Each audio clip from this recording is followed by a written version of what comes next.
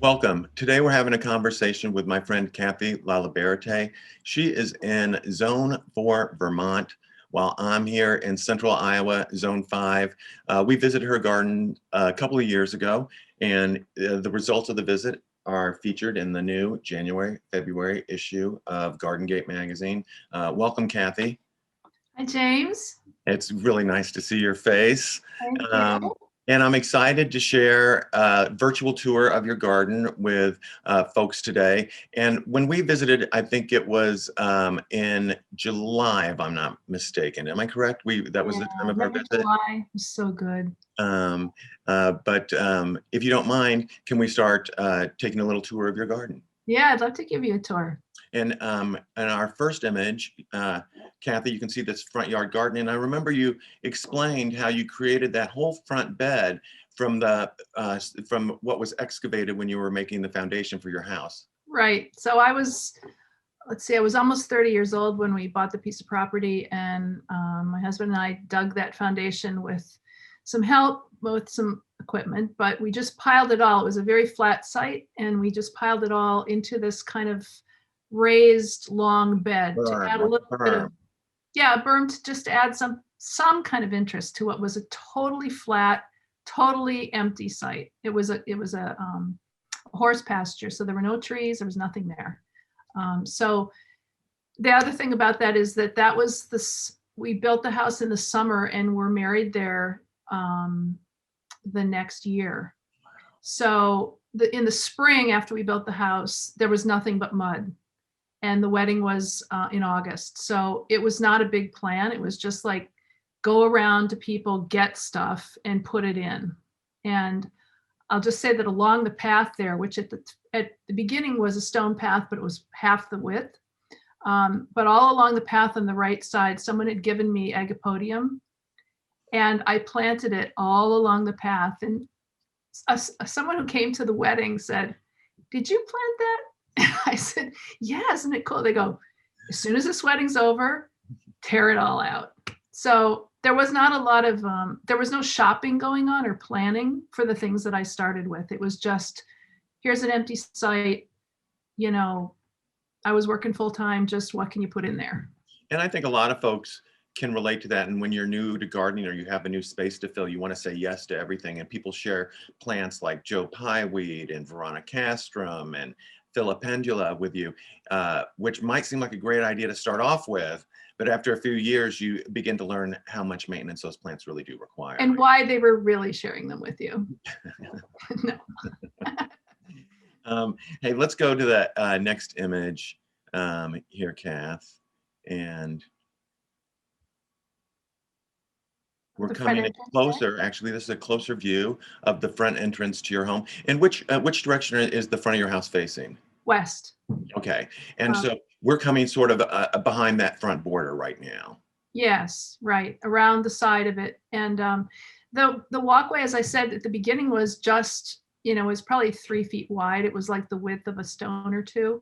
And one of the things that really changed the whole front of the house, I thought, was really expanding that. So it was this welcoming, big entryway. And I learned that from Gordon Haywood. And he said, put a bench by the door and make a big, wide, welcoming space. We almost never sit in the bench, as most gardeners rarely sit down, but it does create this kind of big landing zone right by the door, which I think was a really good idea, and I really like it a lot. Well, and those stacked stone steps are such a lovely natural addition, and they add a whole nother literal layer to that front entrance. Right, and those are just from on the property. Yeah, and you fit them together just perfectly. It looks great. Okay, then let's keep going in your garden. Okay. And here we're standing out in what bit of lawn you do have. And we are facing the house now from the other side, so we can see that full border. Can you tell us a little bit about what we're looking at? Yep, so this is the looking east. So the house faced west, we're looking east now. This is that berm that was created by the soil that came out when we were digging the foundation. If you've ever dug a foundation, at least around here, what comes out is a bunch of stones and hard pan and like clay and terrible stuff. So it took I'd say probably 10 years of working that pile of disgusting, it wasn't really soil, it was just material, and tons of compost and tons of bark mulch and stuff to really try to get it going. And at the beginning, like I said, there were mostly cast off perennials in there. It was really a cottage garden. So what you see now is what's been replaced over the last, so the first 10 years or 15 years, let's say, cottage garden, and then the last 10 have been shrubs, gradually replacing those messy, kind of hard to maintain, rambunctious perennials that I love. I've never stopped loving them, globe thistle and phlox and all those things, but I just couldn't manage it. So these shrubs have replaced that, and I tried to just create some different textures and colors and shapes and stuff that would be still interesting, but way less work. And it has such a soothing palette to your garden, I think. And I think a lot of that has to do with the blues that you have in there and the chartreuses that are in there. It's such a nice palette. Yeah, and then the burgundy is really important too. Gold, burgundy, and blue. That's really what I kind of went for. And tell, for folks who probably want to know about those sculptures, tell us about how those wonderful spheres you have out there in the lawn. Well, probably some people can guess. They're old whiskey barrels that were some of the first container plant things that I had were put into those. I actually used them in my greenhouse for many years. And eventually all the, what are they style? All the wood parts. The stays. Oh, the stays. Whatever they're called. These are the stays, I guess. They didn't stay, so they all fell apart. And what was left were these rings, and we just had a big stack of them over by the barn. And it was my husband put them together, and it looks so good. Yeah, they're kind of cool. They're not quite spheres. They're kind of relaxed. And I love your stone edging. And are all the stone work we're going to see as we walk through your garden created from stones that were found on the property? Yeah, the front walk now has a palette of paving stones worked into the stuff we found in the yard. I just didn't have enough flat stuff to work with, or relatively flat. But all the rest of the stonework is all just either from inside the garden beds or from various places around the property. So it doesn't make it's very casual, kind of, and very natural. Yeah, natural. That's it. All right, let's go to the next image. And now we're standing looking outward toward the end of that bed, and we're going to be coming around that side of the house. Is there anything you want to explain that we're looking at here? What is that coppery colored shrub behind those spiky irises I see? That's a Thunbergia. I don't know, arborvitae. Oh, arborvitae. Okay. Oh, yeah, and it's called Thuja occidentalis Rheingold. It's got this very golden color and a really dense habit. So it's not like a regular evergreen. It's just, and I love the shape. It's kind of like a cloud pruned hedge, but it just kind of does that naturally. And in the front, you see just a dwarf iris. Those are the dark purple ones. They're, every spring I tear out half of them and pitch them because they're very vigorous, but I really like the kind of different spiky texture that they have, and they really like the edge of that stone wall. Well, and you can just see that bed without those spikes of the iris would be just so different. Yeah. And that's a nice way to see how the repetition is pulling us down to come around the end of this bed. I mean, it's hard when you're a gardener and you love all plants to really limit your palette. It's been really difficult. And it's only, I think, because I've been able to grow like most other perennials that I was able to say, well, okay, you've done that. Let's just try this. And Kathy, as we're going to the next image, tell folks a little bit about your background, because you've been a part of our garden world for a very long time. And I think a lot of folks watching may not realize how well they know your work. Well, I worked in garden centers for a while, and then I helped found Gardener's Supply Company back in '82 or '83 or something like that. And there were 8 of us to start, and we grew it to a $70 million company.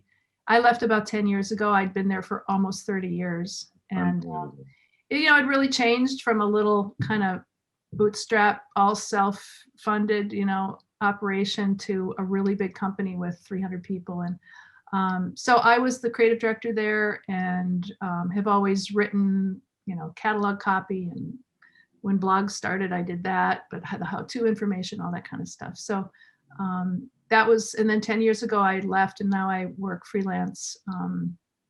Most of the time I mostly work with Longfield Gardens, which is a Dutch flower bulb importer, and they're based in New Jersey. So I work remotely from here. And so, Kathy, now we're peering closer into that bed. And as we're peering in closer, I can see those little repeated clumps of color in the front. What are we seeing there? The sort of coppery color, Yeah. that's a heuchera. Okay. That's, what is that one? Marmalade, I think. Okay, and that's Which is a fabulous, I love that one. I've grown a lot of different ones. That is so good. And even let's talk about what a common plant like that sedum right there on the left, that with that glaucous foliage, how handsome that is, placed against that burgundy. When you can see the form of it's really quite beautiful. You usually think of sedums just the flower because you're looking down on them, but they actually have a wonderful form. How do you keep them from splaying out, Kathy? You got to divide them every probably 2 years at the every year if you feel like it. But yeah, they need that. You can also pinch them, but I never get to that. It's easier to just cut out half of it and put the rest back. Okay, let's go to the next image and tell us what we're looking at right here, because this is a different bed. We've come around the end, and we're looking back. We're looking north up to the front door. So this is the back side of that bed. Yes, the east side of that bed. So this side, I've allowed myself a few more perennials. Well, look at that salvia, how great that is. Yeah, the salvia, and it's such a great, I like the vertical. I like the blue, or the purple goes with the blues that I have a lot of, and the yellows. It's always really good with yellow. You can see some alliums there. That's Allium Christophii, which I put all along that bed. And I leave those seed heads all summer. I just think they're so cool. And there's not that much maintenance to do with the lamb's ear, correct? No, I mean, rip some out every now and then. And sort of the same probably with the salvia, but that's. Yeah, and this lamb's ear is the one that doesn't flower. So that is a real time saver, because I find those flowers pretty ugly, and those plants get kind of gangly. So this requires zero maintenance, that lamb's ear. And then you also see candy tuft there kind of hanging over. Yeah. Another perennial that I started from seed 25 years ago. The plants are they kind of stay where they're supposed to be, bloom when they should, don't do anything bad. And for folks who were maybe confused like I was, that right there, they are just before emerging and a little bit more yellow. People are looking for that white candy tuft right there. Right, yeah. And Kathy, I can see that we're up at a high elevation. I can see you have mountains around you. What mountains are we looking at? It's the Green Mountains that runs through Vermont, right through down the center of Vermont. Right, gosh. I mean, we get pretty excited about 4,000 and 5,000 foot mountains where I am. Well, of course, you would get excited with 1,000 foot mountains, right? So it's not big mountains, but they're very old, so they're kind of soft. Let's go to the next shot. And here we get to see some. You don't have. I wouldn't describe you necessarily as having that many containers in your garden. Most of them are grouped up here at front.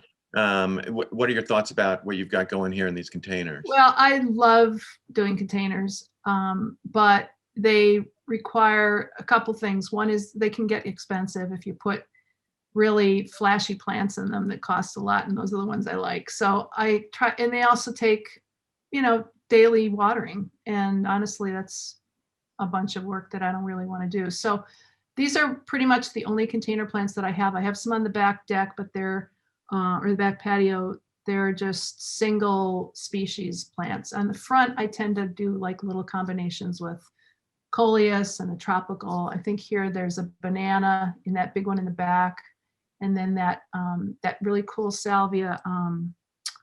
I think what that is, rock and fuchsia. Oh, right. Okay, I see. And then there's a canna. So this is We put new siding on the house this year that you were visiting, so I couldn't get my pots going until well into June, which is why it looks kind of, I don't know. It usually looks much fuller than this. What do you do with your containers over the winter? Empty them out, put them upside down under the back deck. One of them is left there for Christmassy kind of stuff, but I take them away. We get a lot of snow usually, and you just got to be able to pile it where you need to pile it and not worry And about it. Kathy, are deer an issue for you? Are deer? I don't know, knock on wood, not really. We've always had dogs. We haven't had a dog for about 5 years, and I'm starting to see them around, but so far they're not in the yard. All right, let's go to the next shot. Oh, and now you can see the relationship between those containers at the front steps and the distance over to that bed. How did you determine that swath of green there? I don't know. I didn't measure it. I can just tell you that.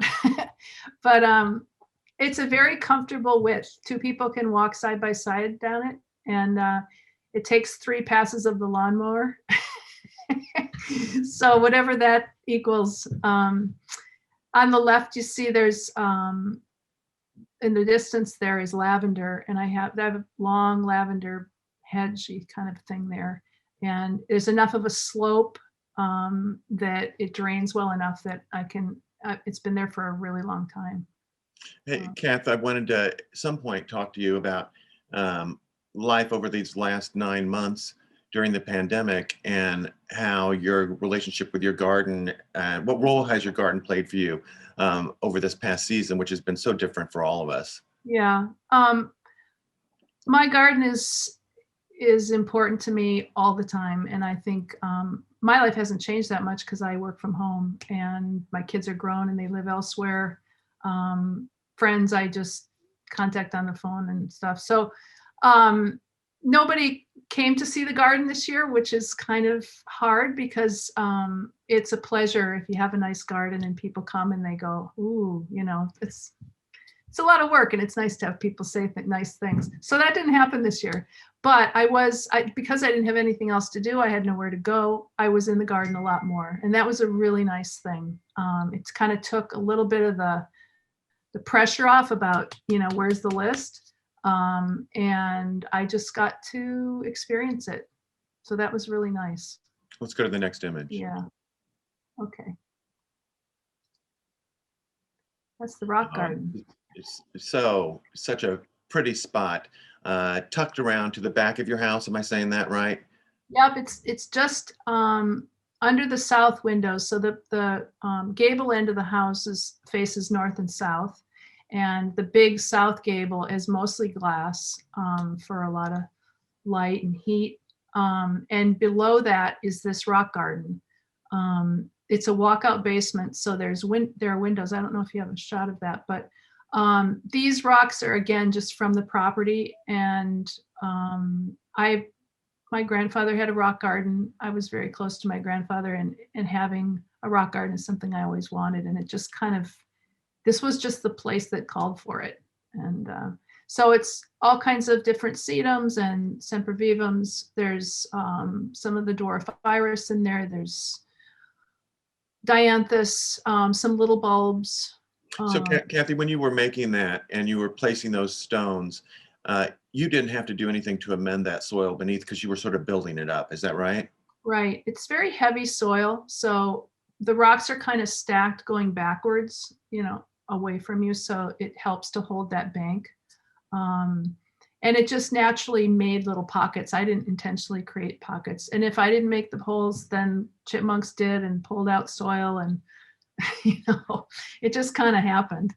But it's one of my very favorite parts of the whole garden. To me, it looks like like you're snorkeling when you're. It looks like a coral reef, doesn't it? Yeah. Oh. And that lichen is so good. I know, and I can take no credit for that. That's for sure. You're so lucky. Okay, let's go to the next image. Just another shot of. And this is another shot. We're actually looking now up. We're up toward that. What is that pink sedum we see in there that's blooming? Oh gosh, I don't know. I'm sorry. It's just okay. one of the many sedums, and Yep. some are yellow and some are pink. And I see, is that a fescue in the back there? yeah, that's no, it's, what is that blue? Carrot? Hell, starts with an H. I can't remember the name of that, but it's a kind of a grass, and I love that. It has a hard time persisting here because it's, I suppose, like lots of grass, it's just wet here. It's wet in the summer, it's wet in the winter, and it doesn't really like that. But usually there's enough left of it in the spring that I can kind of nurse it along. Let's go to the next shot. Okay. Oh, and we are now getting a really nice close-up view, and I can even see a beautiful, is that beautiful little fern? Yeah, that's a volunteer. There's just coming up between the rocks. But it just, I mean, how do you tear that guy out? It's pretty cool. It looks good there. So I let him stay. I love, don't you just love looking at that combination? Let's go to the next one. Oh, and this seems like a special spot. How did this come to be? Well, this was, I actually had been away in Italy the year before and just kind of fell in love with that color.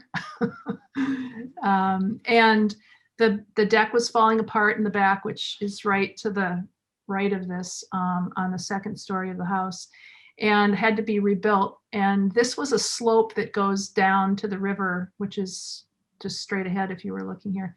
And so I had someone come and we did a kind of a cut and fill. So we cut some stairs and leveled this area and then built this out of it's concrete blocks with reinforcing like poles inside of it, and then it's filled with concrete, and then it's got a skim coat on it, and which is colored. So that's how we got that great color. And it's a good height to just sit, people can sit on it. It's a great little seat, and it just creates a sense of space, of private space, because the right behind there is just meadow. And so it's just got crushed stone. That's just a gray crushed stone instead of, we were going to put pavers and never really got around to it, but it kind of works. And this is where I put pots of like, those are agapanthus there. I've usually got eucalyptus and other summer blooming bulbs that spend the winter in the basement, and then they just come out here and they don't need any work. This is another little rock garden too. Well, the nice part about this rock garden is that you can pull your chair up and you've got a little ringside seat to get up close and personal with it. It's true. This one has a few more interesting things in it because it came a little later. Yeah. And let's see.